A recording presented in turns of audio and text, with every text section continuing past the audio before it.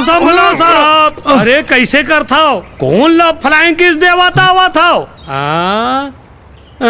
अरे कोनो नहीं दिखा थे। अबे तोला नहीं दिखा ना, मोला दिखते। ओ दे चल चल, ले मालिक से बात कर ले साहब, पहुंच के दे बे। हाँ सेठ, देख तो ट्रक में ना 10 लाख के माल है और पूरा डुप्लीकेट है। मैं समझ गया।